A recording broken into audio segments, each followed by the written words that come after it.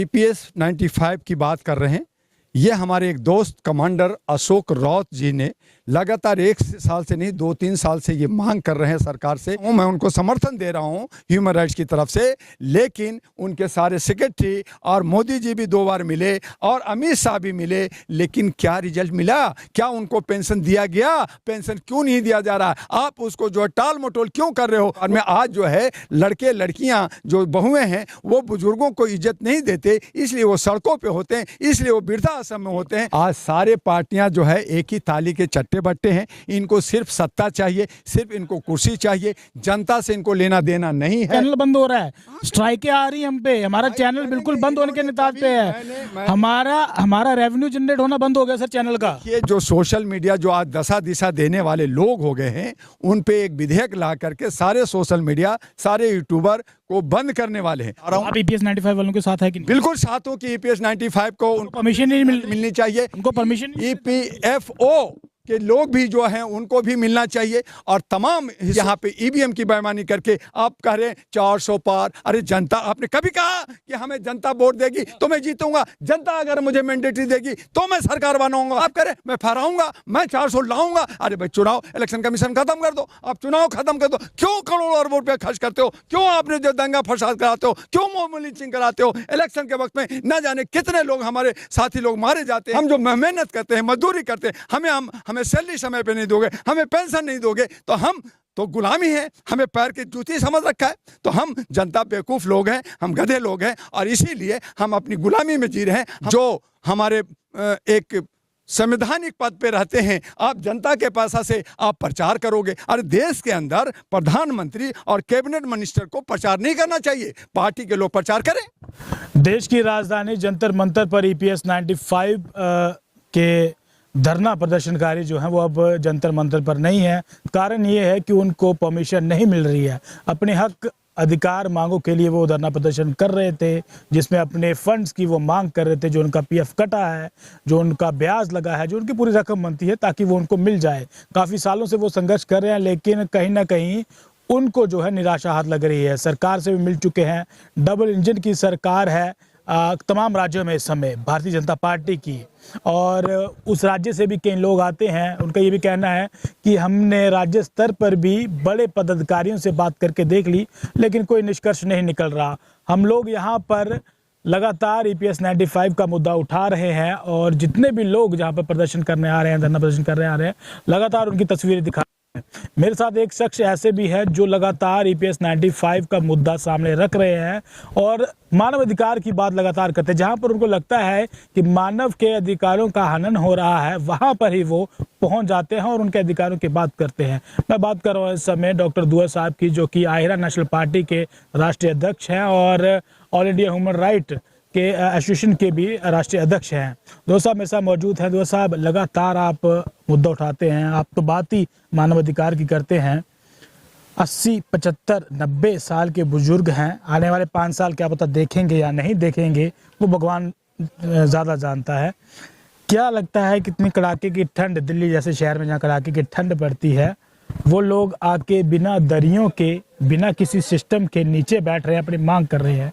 लेकिन अब जो मांग कर रहे थे, प्रदर्शन कर रहे थे, वो तो नहीं मिल रही, लेकिन अब वो उनको परमिशन भी नहीं मिल रही है। तो इस पर आपका क्या स्टैंड? आप लगातार उनकी बात कर रहे हैं उनके हाथ। जर्नलिस्ट साहब, आप पब्लिक पत्रिका चलाते हैं और आपका चैनल काफ़ी लोग सुर्खियों में देखते हैं।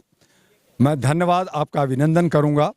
ये जो हमारे ईपीएस 95 की बात कर रहे हैं, ये हमारे एक दोस्त कमांडर अशोक राउत जी ने लगातार 1 साल से नहीं 2-3 साल से ये मांग कर रहे हैं सरकार से कि हम बुजुर्ग लोग हैं, हमारी पैसा पेंशन का है, हमारा जमा है, आप उसे दे दीजिए। जो आज हमारे बुजुर्गों के लिए वृद्धा आश्रम बनाया गया है, वो जगह में भी उनको ज़िंदगी नहीं अच्छी गुजरती है। आप आप सम्मान की बात करती है सरकार कि हम बुजुर्गों का सम्मान करते हैं, तो उनका ही पेंशन का पैसा आप उनको क्यों रोक रखा है?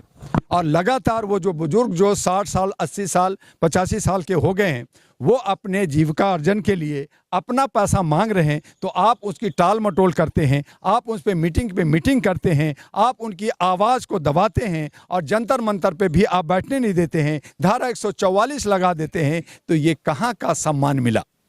आप खुद बुजुर्ग हो गए हैं देश के प्रधानमंत्री माननीय सम्माननीय मोदी जी, देश के प्रधानमंत्री जी, आप भी बुजुर्ग में आ गए हैं, तो आपको बुजुर्ग का सम्मान करते हुए उनकी पेंशन को दे देना चाहिए। और अगर नहीं देते हैं तो कहीं ना कहीं आपकी कथनी और करनी में फर्क है। और इसी का आवाज़ के लिए कमांडर अशोक रावत जी और बाकी सारे सैनिक लोग, ये सब लोग जो है भारत के तमाम हिस्सों में जंतर मंतर पे आवाज उठाया। आपने कहा कि हम 17-16 तारीख को पार्लियामेंट के अंदर हम इस पे आवाज उठाएंगे और उनकी पेंशन देंगे, तो आप मीटिंग कर रहे हो, आप किसानों के लिए खाली मीटिंग कर रहे हो।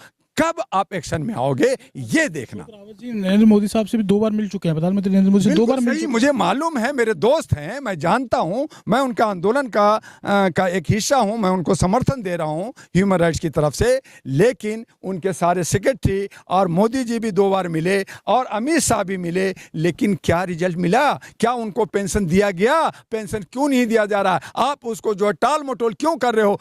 वो क्या आप इंतजार कर रहे हो कि वो कब्र में या जो है शमशान घाट में चले जाएंगे तो आप लकड़ी वहां पहुंचाओगे या उनको माचिस पहुंचाओगे जलाने के लिए? आप उसका पेंशन, उसका रोटी खाना है, उनको घर परिवार में आज जो है लड़के लड़कियां जो बहुएं हैं वो बुजुर्गों को इज्जत नहीं देते, इसलिए वो सड़कों पे होते हैं, इसलिए वो वृद्धाश्रम में होते हैं। उनका सम्मान, उनका जो पेंशन, ये एजेंडा कहीं कोई एजेंडा तो नहीं है, क्योंकि ये धरने पर जब बैठे होते हैं तो उनके पास भी नेता जो आते हैं रूलिंग पार्टी के आते हैं, विपक्ष का कोई नेता ही नहीं आता इनके पास। और अगर रूलिंग पार्टी का नेता इनके पास आता है, इनको आश्वासन देता है, तो आश्वासन कहीं ना कहीं तो खरा उतरता कि नहीं? जर्नलिस्ट महोदय, रूलिंग पार्टी हो या विपक्ष हो, कोई भी हो, आज सारे पार्टियां जो है एक ही थाली के चट्टे बट्टे हैं। इनको सिर्फ सत्ता चाहिए, सिर्फ इनको कुर्सी चाहिए, जनता से इनको लेना देना नहीं है। जो लोग सरकारी जो नौकरशाह काम है वो बेचारे अपना घर परिवार चलाने के लिए नौकरी कर रहे हैं, उनको भी बोल नहीं सकते, क्योंकि अगर बोलेंगे तो उनको डर होता है कि मेरी नौकरी चली जाएगी, मेरा परिवार कैसे चलेगा। पुलिस भी चाहती है कि मैं अपना, लोग उनका कवर कर रहे हैं, हमारा चैनल बंद हो रहा है, स्ट्राइकें आ रही हम पे, हमारा चैनल बिल्कुल बंद होने के निताब पे है, हमारा रेवेन्यू जनरेट होना बंद हो गया सर चैनल का। ये जो सोशल मीडिया जो आज दशा दिशा देने वाले लोग हो गए हैं, उन पे एक विधेयक ला करके सारे सोशल मीडिया, सारे यूट्यूबर को बंद करने वाले हैं। उसके लिए मैंने एक रीट डाला है कोर्ट में। हम आपके सोशल मीडिया के लिए लड़ रहे हैं। अभी उन्होंने 18 चैनल को उन्होंने बंद कर दिया, सस्पेंड करा दिया गया है, क्योंकि ये सत्ता में है, इनके पास डंडा है, और जिसके पास डंडा होता है उसी का भैंस होता है। तो इसलिए ये उसी रास्ते पे चल रहे हैं। लेकिन जनता सब समझ रही है, देख रही है, जान रही है, और आने वाले 2024 का जो लोकसभा चुनाव है उसमें जबरदस्त आपको देखने को मिलेगा कि किस तरह से जनता इनको उठा के फेंकती है। आपको एक नमूना हमारे पड़ोसी देश पाकिस्तान ने दे दिया कि जहां इमरान खान को जेल भेजा, 106 साल की सजा दिया, वहां सैनिक और सारे लोगों ने कहा मेरा सरकार होगा। जनता ने कहा मैं सैनिक को नहीं मानूंगा और मैं इन तमाम नौकरशाह को नहीं मानूंगा। और 154 सीट जीतने वाला था और आप बेईमानी किया। और यही यहाँ पे ईवीएम की बेईमानी करके आप कह रहे हैं 400 पार। अरे जनता, आपने कभी कहा कि हमें जनता वोट देगी तो मैं जीतूंगा? जनता अगर मुझे मैंडेटरी देगी तो मैं सरकार बनाऊंगा। जनता मुझे मैंडेटरी देगी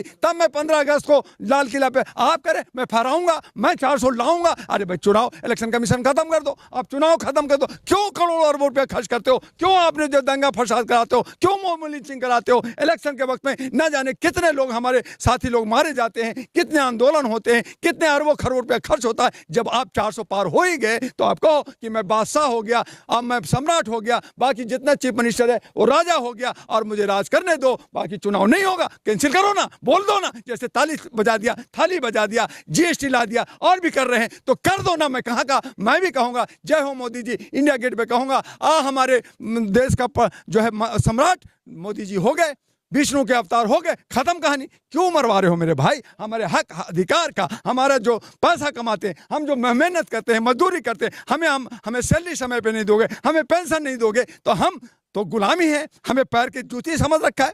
तो हम जनता बेवकूफ़ लोग हैं, हम गधे लोग हैं और इसीलिए हम अपनी गुलामी में जी रहे हैं, हम आवाज़ नहीं उठा रहे। लेकिन जिस दिन जनता को गुलामी का एहसास हो जाएगा, जिस दिन हमारे जितने नौकरी कर रहे हैं लोग उनको एहसास हो जाएगा और जो सड़कों पे आ जाएंगे तो इनको भागने का रास्ता नहीं मिलेगा। सर अगर ईपीएस उनका पीएफ देना ही नहीं है तो उसको लागू क्यों किया गया? और अगर अब भी ये कट रहा है पैसा, जबकि पता है इनको नहीं मिल रहा है, तो जो अभी काम कर रहे हैं जिनका कट रहा है वो मिल जाएगा उनको। कहा कि सत्ता जो है अपने हिसाब से तानाशाही हिटलरगिरी मनमानी करती है और ये जो है अपने, मैंने बार बार एक बार नहीं कई बार कहा कि जनता अगर बात करेगी तो आप धारा 144 लागू कर दोगे, उन पे आवाज नहीं दोगे, आप किसानों को आतंकवादी कह दोगे, जनता को कह दोगे तुम उग्रवादी हो, अलगाववादी हो, और तुम जो हमारे एक संवैधानिक पद पे रहते हैं आप जनता के पैसा से आप प्रचार करोगे। अरे देश के अंदर प्रधानमंत्री और कैबिनेट मिनिस्टर को प्रचार नहीं करना चाहिए, पार्टी के लोग प्रचार करें, जीते जो पार्टी, जो जनता देगी वोट जीतेगा। लेकिन आप इस तरह से डरा करके आप 95 वालों के साथ में है सर कि नहीं है? आप उनके साथ हैं कि नहीं है? हिप्नोटाइज कर करके आप कहते हैं मैं इतना ला रहा हूं। आप ईपीएस 95 वालों के साथ है कि नहीं? बिल्कुल साथ हूं कि ईपीएस 95 को उनको परमिशन नहीं मिलनी चाहिए, उनको परमिशन ईपीएफओ के लोग भी जो हैं उनको भी मिलना चाहिए, और तमाम हिस्सों में जिनको बेचारे लगातार वो नौकरी करते हैं और इस आस से उनका पीएफ करता है कि भाई हमारे बुढ़ापे का एक सहारा मिलेगा, मुझे पेंशन मिलेगा, और वो पेंशन नहीं मिलता। अब बुढ़ापे में सड़कों पे होते हैं, दर दर की ठोकर खाते हैं, रन बसेरा में जाते हैं और वृद्धाश्रम में जाते हैं, अपने बच्चे और बहुओं से भीख मांगते हैं। क्या उनको शोभा देता है? वो जाके देखिए कॉफी होम में जाके दिल्ली का, वो बैठे होते हैं, उनके पास 20 रुपया 50 रुपया एक कॉफी पीने का नहीं है पैसा, जबकि पूरी लाइफ, पूरी जिंदगी, पूरी जवानी सरकार की सेवा में काम करते हैं, और उनका पीएफ आप नहीं दोगे, उनका जो है पेंशन नहीं दोगे, तो ये आप उस पर जुल्म कर रहे हो या नहीं कर रहे हो, ये आप तय करो।